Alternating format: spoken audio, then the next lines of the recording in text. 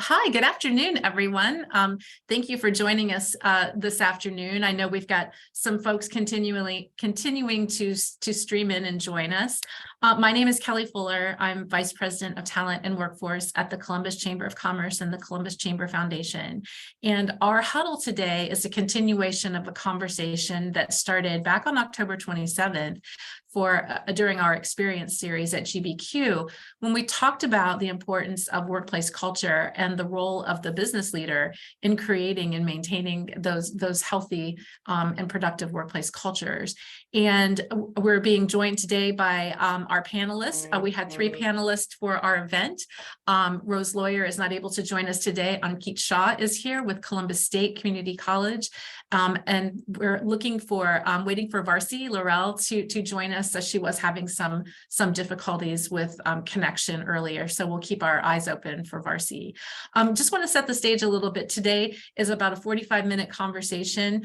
We encourage it to be interactive and ask you to make comments and ask questions as they come about to you. And we'll kind of go from there. But first, I'm going to turn to Ankit, who is our one of our panelists that's returning, and we're seeing that Varsi is joining us as well. Hopefully, we can get her audio connected. Ankit, I'm going to start with you. Can you just take a minute and share a little bit about yourself and your role at Columbus State and in other ventures that you have? Yeah, sure. So thank you so much for reconnecting. If you did join on the Workplace Culture panel on October 27th. So Ankit Shah, gosh, so before I go into it, I certainly want to say my pronouns are he, him, and his. Really important for me to share that. I've been very fortunate in my career to be able to start working with youth in K-12 sector, and I have taught literally elementary, middle school, high school, in public, private, charter, you name it. So kind of cover that ground. And true lifelong learner, my wife/partner will say, he can't get enough degrees. I could be a professional student for life. 2 master's degrees later, I've worked in higher ed with college students in multiple higher ed institution. And then my second master's degree that I just graduated from the Ohio State University, go Bucks, back in May in workforce development and HR, and now I'm in talent development space. So I've been very fortunate to kind of shift my career, true millennial at heart, and I work at Columbus State as a supervisor in talent development, lead a team of trainers, and support all the different type of learning that's happening at Columbus State. Additionally, I also have my own consulting business. It's called Inclusive Employee Consulting, LLC. And through that, I provide coaching as well as D&IB trainings to businesses. Just a little bit about me. Great. Well, welcome. Varsi, I'm glad you could join us. Can you share with everyone that's on the call today a little bit about yourself? Oh, can't hear you, Varsi. You're muted. On my phone, so not ideal, but here I am. Thank you. Waiting on me. Yeah, a little bit about me. So Varsi Laurel, I have my own consulting firm where I really focus on helping leaders create inclusive environments. That looks like doing organizational assessments, doing trainings, workshops, as well as leadership coaching. I have spent, about 15 years in corporate offices before I started my own consulting business, pretty much doing lots of frontline training, leadership training, coaching, and really just trying to help people find their own voice, and then help leaders, once those voices are found, help leaders really harness those voices and purpose and passions. So I'm very excited to partner with the Columbus Chamber and talk to you guys again. So welcome back for everyone that joined us last month. Yeah, well, welcome both of you and everyone on the call. So I'm just going to start off really quickly. Every company has a culture, right? Every company has one, whether they think they do or whether they misunderstand the type of culture they have. What are business leaders getting wrong when it comes to culture? I mean, what's tripping people up when it comes to creating and maintaining a really healthy, inclusive culture? Yeah, I would say the thing that I think is that I see a lot, especially in this day and age, that companies are getting it wrong, thinking that culture means, hey, we have beer on tap in the lobby and we play music at lunch and we have free snacks and that culture is not really more about the physical, tangible things that you're providing your team members, but it's really about how they feel. If they feel valued, seen, and heard when they show up to work, and what that looks like, and how it's proven throughout all the parts of the company. No, I appreciate that so much, Marcy, and I agree with you. So often, when I'll sit down with businesses, and I'll look at their job postings or what they're using to attract and retain people, it really does often focus around those physical things, whether it's beer on tap or, casual Fridays or whatever. But it's not really, kind of to your point, not really addressing like how we're making people feel about the work and being at work. Yeah. Well, and I'll just add to that, and I think what's really great, or where organizations and leaders think that they're doing really well, like we're really good at attracting talent, right? Or branding, and where we are ranking on Business News or Forbes or whatever, right? But when we talk about, so getting them in the door is just the start, right? It's the whole life cycle of an employee, and managers and leaders play such a pivotal role in creating safety, right? Belonging, more important of now more than ever, how our leaders, especially our mid-level management, are creating psychological safety and allowing employees to be their true authentic self and bring their entire identity to the workplace. That's where we're missing marks. Number two, right? And I know this is, I can't remember if I said this at the panel or not. No longer emotions can be left at home or out the door when you come into the workplace. And I'll say specifically even for males. So how are leaders, when things are so challenging because of COVID, because of disruptions, because of life, whatever's going on, we all have seen struggles due to COVID, right? And many other things. So how are leaders showing empathy and are checking in regularly with their employees to even ask, how are you today? What's going on? Because people are experiencing traumatic things on a regular basis that they're unaware of, and emotions cannot be left out the door. We got to bring our whole selves, especially emotions. Yeah. So if I may, a couple things around that. I've been in the workplace and in the workforce for a long enough period of time that my experience was early on in my career, just the opposite of that. We leave that stuff out at the door, right? We don't want to hear about your personal problems. We don't want, you're here to do a job and to focus on the job. So that's a real departure for a lot of us. So I guess that's one part of it. And that I'd love to hear more about, like how, for those of us who maybe came up in that type of a culture, or, that's pretty much what we've known. How do you kind of help break through that, to make people feel psychologically safe, the employee as well as maybe some of those frontline managers that are tasked with creating psychologically safe spaces, and maybe they came up the way I did? Mm-hmm. So I'll start us off, and then in Varsity, I'm sure you have a lot more to add to it. So I'll say first and foremost important part is self-awareness. Where are you in your own understanding of your own emotions, right? Understanding what are employees looking for. But if you don't know who you are and how are you as leaders are bringing that to your work every day, right? And by no means, I mean like, we're constantly frustrated or we're constantly, one emotion or the other. So the point is, it's more of, I know even as leaders, I struggle in things. How am I being vulnerable to share those with my team members, whether that's like a personal challenge or it's a professional challenge, or if it's a failure, right? Like we need to be more open and honest. So safety is literally going through and understanding how are each of your employees thrive and drive, number one. Number two, then because of so many challenges in our society, in our communities, all of it, we know if you watch any news at all, right, there's things constantly happening, constant disruptions, and how our leaders are tune to those and bring it in a way that's impactful for each employee, right? And once again, not every single challenge and everything, but you do need to know. So for example, Black Lives Matter, when that happened, or the racial crisis that happened, if you didn't talk about it at all, you missed a mark. You missed a big mark in your company. When you did not bring that up and talked and checked in with each employee, how are you doing? How have you been impacted? How can I support you? What do you need, right? Those kind of pieces. So safety means being human, really being human, and checking in regularly and understanding what individual needs are in the time when things are happening. Not 2 months later, not a year later, not just sending an email communication, right? Like really checking in. So Varsi, I'm sure you're gonna have more to add to that. No, I think you covered a lot. I think for me, I mean, I can relate, Kelly. I mean, I entered the professional work world in 2004.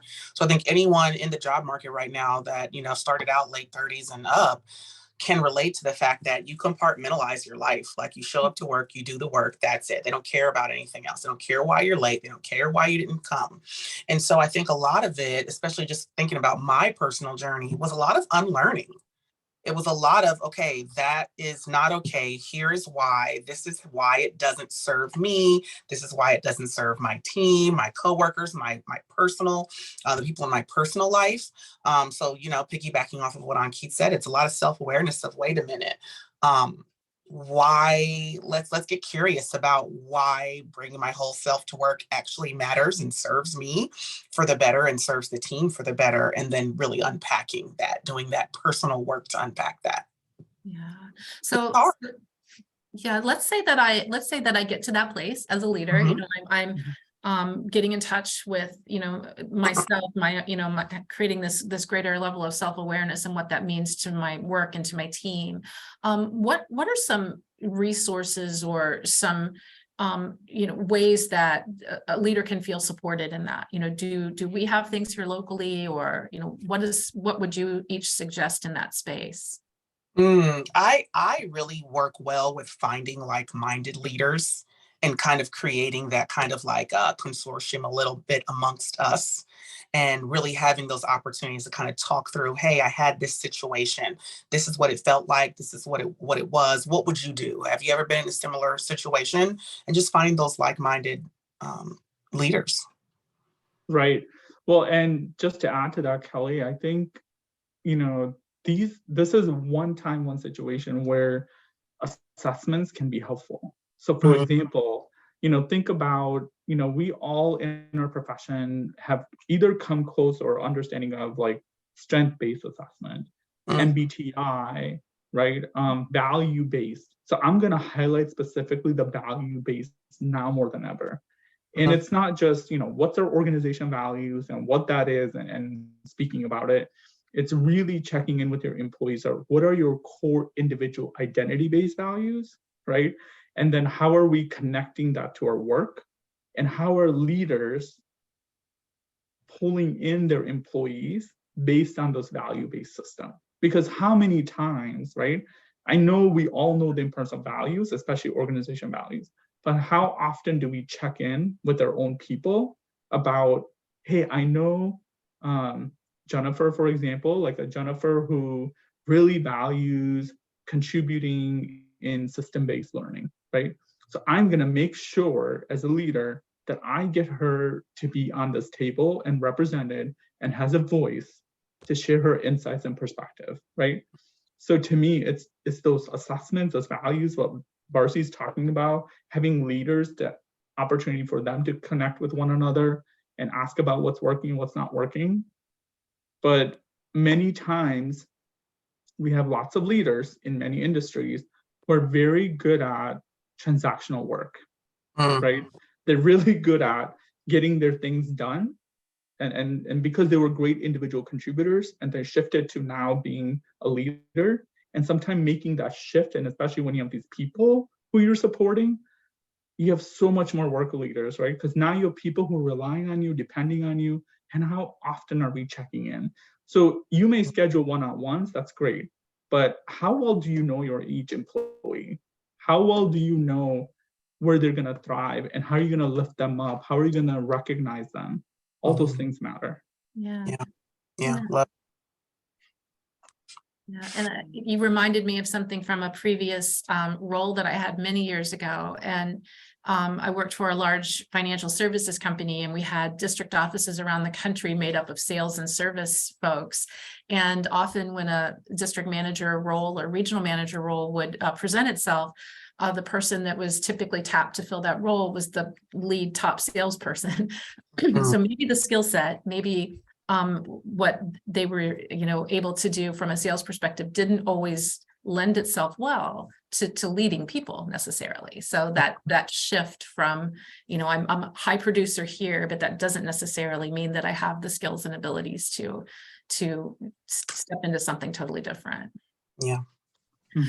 I also wanted to ask a little bit too about, and I think you mentioned this, and I know this was mentioned at our October 27th event, and I believe Varsi, you're the one that mentioned this about the importance of honoring people's time. And the notes that I took as you were speaking, when we're in a leadership role and we have meetings scheduled with teammates, and the importance of keeping that time, and also in addition to that, being fully present during those interactions with our teammates. Can you speak a little bit more about that, Varsi? Yeah, I absolutely can. I'm a stickler about time, because it's that one resource that, we're out of, and we don't know when we run out, of it all. So for me, it's really just about, there's a couple of different things. It can look like buffering your calendar with 15-minute blocks in between meetings, so that you just have that breathing room in between, so that you can actually give yourself time to process the last meeting before you jump into the current one, because we all have experienced, right, that. And then it can also look like closing the laptop, like I had to do, taking all the papers off of my desk, looking people in the eye, even virtually looking people in the eye when they're talking, really listening to what they're saying instead of trying to multitask, because multitasking isn't really a thing. You're missing some of the information on one of those tasks. So really just giving yourself that presence, that pause, that space to give that person 100% of you at that time. My gosh, Varsi, you're like speaking my heart right now, because there's so many times where I, as a leader, or even when I was an individual contributor myself, I'm in a meeting, and this meeting was scheduled like 2 weeks ago, right? And you're supposed to come in and all prepared, and you're having this in-depth dialogue. And I understand, let me step back and just say this first, like there's times when you do have to address challenging or emergency situation, not minimizing those, okay? But there's many times I have seen leaders who are like really in tune, right, or having conversation, and just because they just got a Teams message, or they got some kind of call from a leader, and then they're just like, oh, let me just take this really quick. You totally just took everything that you worked hard for, and it diminished. Like, how often are leaders pulled in? And this is where I can't emphasize enough how much support our leaders need, like those mid-level management to even above, supervisors and above, because they feel, and I feel it too now, like you're pulled in 7 directions, right? And you have to please all these people all the time. But you know what? When we miss those moments with our employees on a regular basis, when they're with you, whether it's virtually or one-on-one in person, that's a precious time. Like really actively listen, see how they're doing, project, whatever the conversation is, tune in, because it's really easy to be distracted. And I'll even say it, I have started, when I have my one-on-one, I intentionally turn my phone off. I turn off my alerts. I turn off, because I want to pay attention to that person and what we're talking about, and just to that person. I'm fully tuned in. And many leaders miss that. And it's not sometimes their fault, because once again, emergencies, I get it. But many times they're not emergencies. They're just like, oh, my boss called, so I got to pick up. No, you don't. No, you don't. Like, that's a culture problem. Yeah, that's a culture problem. Your boss, if your boss expects you to pick up every time they answer, right? And I think too, if I may add, is just that the message, I think I just want to be clear. The message that we send when we do that is this person is more important than you. So when those emergencies come up, because they are going to come up, get vulnerable, voice it. Hey, you are important. This came up. Do you mind if I just take this and call you right back? I am so sorry. Because I agree, Varsity. It to that person to assume and think and question. You're calling it out for what it is. You're saying, yes, this is ridiculous. I'm aware, but right, I do care about you and I want you to know you have value. This is a one-off thing. And Varsity, what I appreciate about what you just said is once again, we are, by the example that you just showed on how you communicate, shows that person, not only they're valued, you appreciate their time, you want to reconnect because you want to continue that discussion, right? And they're not just left off in this cloud out there, right? Like, oh, so my boss just has to go, even though we were having this great conversation. Their leader, you're going to leave an impression as a leader when you don't ask the question, or the way you ask, Varsity, is exactly what I'm talking about, is checking in and validating that person in their presence and how important they are as an individual. Absolutely. So I think this was probably a meme or something else that was floating around that I saw. You probably all have seen it, that people don't quit jobs. They'll quit a person, quit a manager, they'll quit a leader.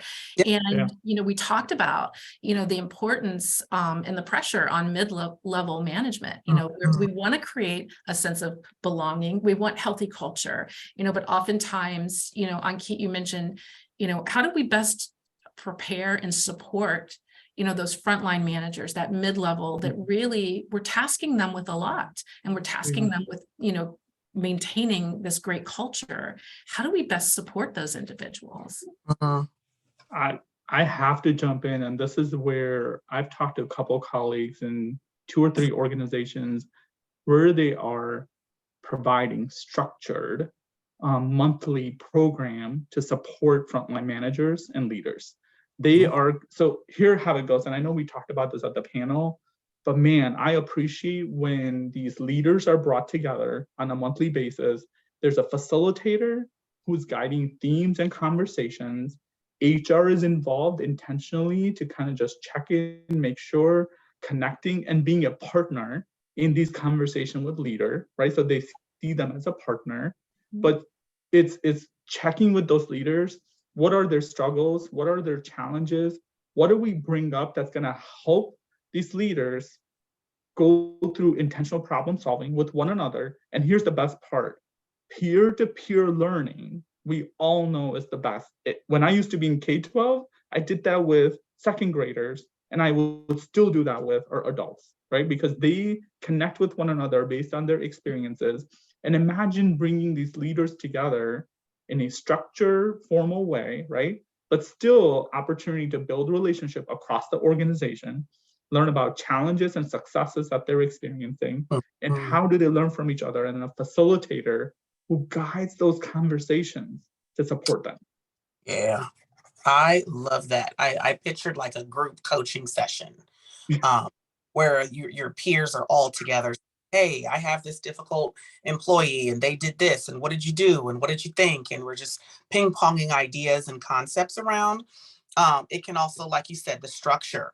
Every other week, I know I'm going to meet with my leader, right? So that I can talk to them and keep in touch with them about what's going on up and what's going on down, right? In the org chart. Training on topics that they have expressed interest in needing and wanting. And then also, most importantly, mirroring what you expect them, how you expect them to show up as a leader. Be that for them. Yes. Cannot emphasize that. Yep. Let's be role models. Right? Practice what we preach. Absolutely. And, what I know we talked about this at the event in October as well. Sometimes a larger organization may have, naturally more resources, to help, develop and train and, support. If I'm a smaller company and maybe I've got, 15 people total, but I really want, to do better in this space. What are some things a small business leader, small business owner could do without having the support of, a large HR department behind them? I mean, you know, I think I shared this last month as well. I feel as though I focus on small businesses because it's easier to have impact. I think it doesn't necessarily cost a lot of money. It just costs intention and it's heart, right? It's not necessarily that you need the funds. So I think all those things that Ankit and I mentioned can still be done. It just needs to be on a more systemic and cultural level. So, okay, can we do, if I have an employee that wants to move into a different department, well, hey, would you like to shadow them for a day or a week and really see if you're interested and ask questions of that person that you want to learn more from? Can I, as the leader, coach you instead of hiring an internal coach, right? And really just again, creating that space to listen to that person and see what they want and get creative and innovative about how you can help them. Well, and the only other piece that I'll add, Kelly, is in small businesses, which I have also supported through my business, we all know that employees wear multiple hats. Mm-hmm. And wearing multiple hats, meaning naturally more work. And so how are leaders more sincere in recognizing the contributions that they're making, right? Because and I don't, and this is a organizational culture piece, not just in the United States, it also exists in other countries. Because I've been fortunate to be able to help some colleagues in other countries as well.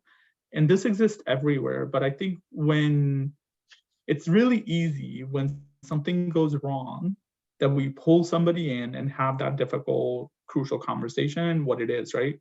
But we forget when somebody does something really well, or even, pretty decent, right? When can we go above and beyond to recognize that person for their efforts? Because it's gonna go a long way, those small recognitions throughout, because you're understanding what they connect to their values and how they're contributing and how you appreciate who they are as an individual, right? And when they're doing multiple things in the small businesses, it is a lot of work. So what are you doing as a leader to recognize those efforts, showing that they're going above and beyond, and to celebrate those successes, right? Yeah. And I'll just add one more piece to it. Please, organizations, share those narratives through your communication marketing efforts, okay? Like celebrate, like when somebody achieves or does a fantastic work, share through the organization, show how amazing they are, what they've done, what they've accomplished. I guarantee it's gonna help with their retention efforts. Mm-hmm. Yeah. And I also want to add consistency because I've seen the recognition and celebration show up, and maybe it was a slower month, and so they were able to recognize people that month, and the next month they didn't. And the people that didn't get recognized for the same thing now feel slighted, and they feel like it's favoritism. So also try to create some type of process and procedures, checkpoints, tripwires, something so that you're being consistent with whatever you do, because that tells a story as well. Yeah, I agree. I want to pivot for a minute here. So we've been talking about, our incumbent workforce and retention efforts. I want to pull back a little bit to before someone even comes on board. So the experience that a potential applicant may have when they're considering applying for a job. I read something recently that close to 70% of people, if not higher, are definitely checking out your website, your social media presence, before they even, decide whether or not they're going to make an application. So Varsi, you talked about this at the event. I want to dig more deeply into the importance of telling the story about who you are as a company, what you stand for, and what you've done when things haven't gone well. That really stuck out to me when you shared, it's always easy to tout our successes and the numbers, but what did you do as a business when something didn't go well? How did you correct? And what did you learn from that? So could you share a little bit more about that, Varsi? Yeah, just about the importance of that. Yeah. Yeah, I think just being upfront and honest that we're not perfect, right? And then it's like, I love to know whether it's a person or a company, like, yes, you do great things, but since you're not perfect, tell me about when you got it wrong and what you did to try to create opportunities to do better next time. I truly think of businesses as people. So it's just tell me how you learned from that. And it doesn't say that you're ineffective and you're not good at your job and you missed the mark. It says that, dang, we made a mistake, we messed up. And here's the resources that we put in place, right, to try to mitigate that from happening again. Varsity, why is that so important to a job seeker? When, if we're thinking about, we want to attract these people we're trying to hire, why is that such an important, message to share with someone who's a job seeker? Yeah, so it's like, okay, you're going through the interview process. And I think we're always wanting to get the job. We need the money to pay the bills, all of that, right? So we're being interviewed, but I always am telling people and coaching people, but you're interviewing as well, right? Because you just don't want to be anywhere. You say the check matters, but you care about more than that, whether you realize it or not. So it matters to you because a company is not always going to do right by you. They are going to make a mistake at some point. And it will give you insight to know when you made that mistake, how did you handle it? So I am always questioning clients. So tell me about how, you handled March 2020. What did that look like for you? How did you shift? How did you pivot? Where'd you go right and where'd you go wrong? And what did you do to correct that? And Kelly, I'm just going to add one particular piece. So this is where, as we all know, the talent shortages they've been up and down, right? But it's going to continue to get worse with Intel and other businesses. We all know, right? It's going to continue to get worse. So what Varsity was talking about, when you don't get something right, so even to go specific example, so Black Lives Matter, right? Or the racial crisis, George Floyd. Mm-hmm. There were companies that I know who, they did a variety of things, right? Somebody sent a blast email communication and had a talk afterwards.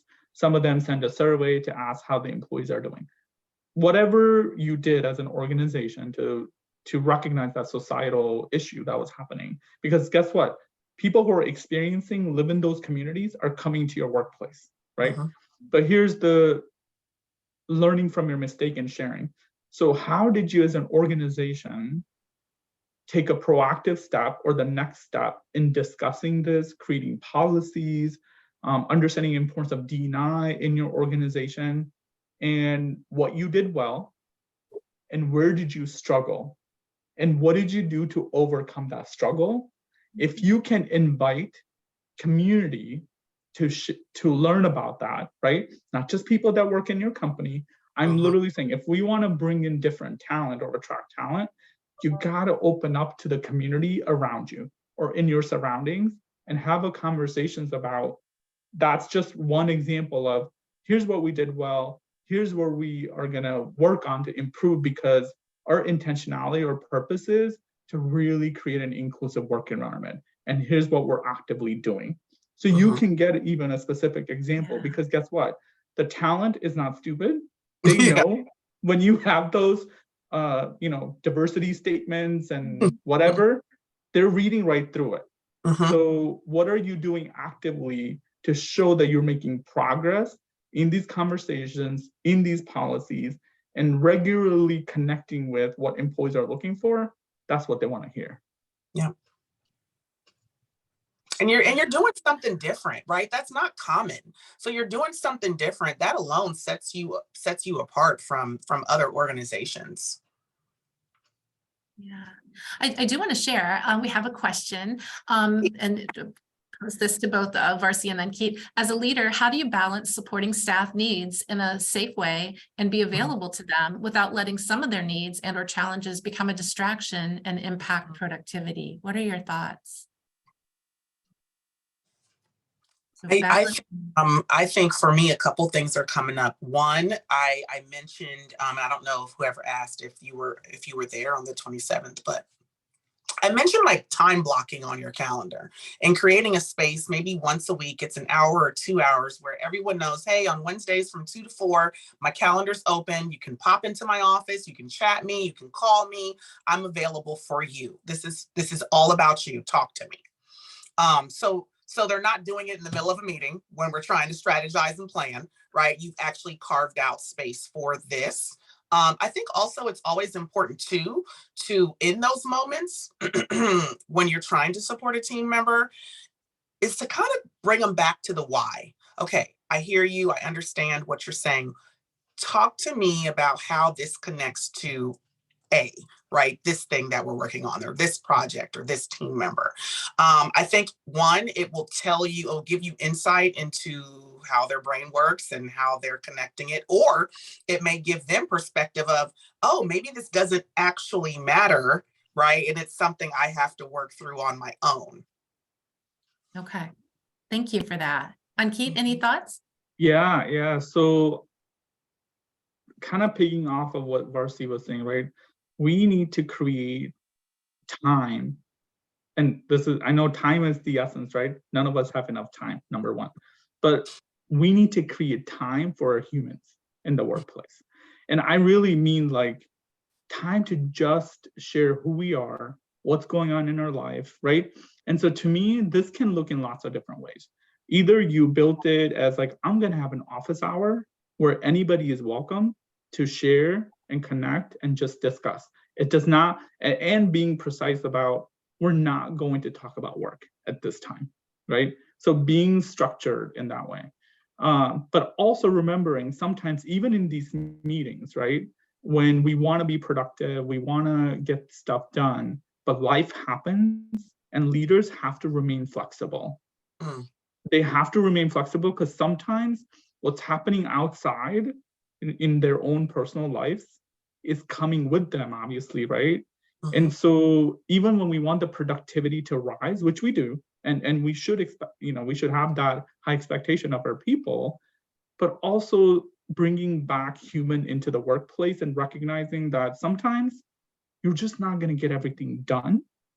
But guess what? You're going to empower those people and you're going to show that continued support when you're realizing that person or group of people are experiencing something really traumatic. And I'm sure all of us in some capacity have heard about traumatic or trauma-informed leadership or trauma-informed practices. We really need to start adapting those into our workspace to recognize our employees need us more. And what do we do to support them? Because productivity and ROI will come when they know that they're valued, they're going to be supported, and you're going to go above and beyond for them when they really need it, because they're going to know that you truly care for their individuality, for their success. Yeah, I'm so glad you talked about that angle. That was awesome. Well said. So I'm thinking too that, as we're getting close to our 1:45 wrap up time, I'm thinking too that, I'm hearing a few themes here. Obviously, intentionality is critical, right? And that consistency, as Varsi mentioned, around creating, rituals and spaces and practices, so that intentional space.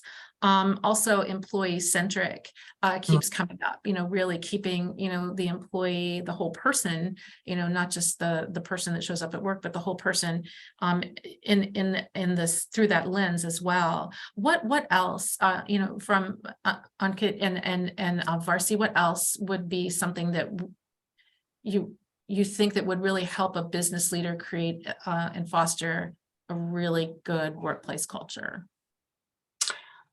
I mean, what's curiosity? Curiosity is huge. Asking questions. Why, how, when, where, what do you think? Tell me more. Especially as leaders, because we think it's our job to know. And the more we ask and the more safety we provide, the more information we get so that we can know. Yes, and I'll add, and this connects with Varsi's comment too, continuous learning, right? You're going to, learning should never stop, because guess what? The organization is changing, work is changing, workplace is changing. You should not stop learning, right? And number two, Number two, never make assumptions. Do not make assumptions about anything, because this is when, you know, and I know I've had this talk on multi-generations, but like really we have 5 generations in the workplace. We all have different background and experience. Please ask someone, because they rather have you ask them a question to better understand why they responded or communicated the way they did than you making an assumption, right? Lifelong learning, and don't make assumptions. Yeah, that's a great reminder for all of us, I think.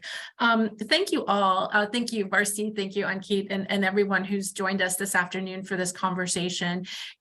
Just wanting to let everyone know, obviously this is recorded should you want to go back and revisit. We also have a 3-part thought leadership that we're producing. It'll be available to all of you very soon, to kind of capture what we talked about on the 27th and today, and some other better practices in this culture in the workplace conversation. You can find that thought leadership library on the Chamber's website at columbus.org under our Foundation Thought Leadership Library. So with that, thank you all. Everyone stay safe, be well, have a great rest of your day. See you soon. Thank you, everyone. Thank you. Thank you for Bye-bye. attending. Bye.